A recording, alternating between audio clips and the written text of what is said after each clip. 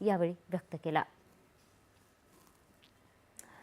उत्तर प्रदेशचे मुख्यमंत्री योगी आदित्यनाथ यांनी आज नारी शक्ती वंदन अधिनियम विधेयकावर काँग्रेससह विरोधी पक्षांनी घेतलेल्या भूमिकेवर जोरदार हल्लाबोल केलाय। यावेळी योगी आदित्यनाथ यांनी पंतप्रधानांच्या दृष्टिकोनाकडे लक्ष वेधलं। देशात महिला, गरीब, युवा आणि शेतकरी या चारच जाती आहेत आणि केंद्रातलं सरकार त्यांच्या कल्याणासाठी वचनबद्ध असल्याचं पंतप्रधान म्हणाले होते।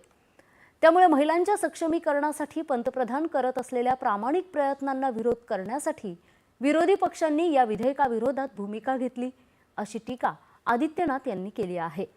महिलांना योग्य प्रतिनिधित्व देण्याचा सरकारचा प्रामाणिक प्रयत्न होता आणि त्यासाठीच हे सुधारणा विधेयक आणलं होतं। मात्र देशाच्या लोकसंख्येपैकी निम्म्या लोकसंख्येचं प्रतिनिधित्व करणाऱ्या महिलांना पुरेशा प्रमाणात अधिकारच मिळू नयेत अशी विरोधकांची भावना आहे। त्यांच्या मनात या प्रतिनिधित्वाविषयी चीड असून ते सकारात्मक विचारांचे विरोधक आहेत असंही आदित्यनाथ म्हणाले।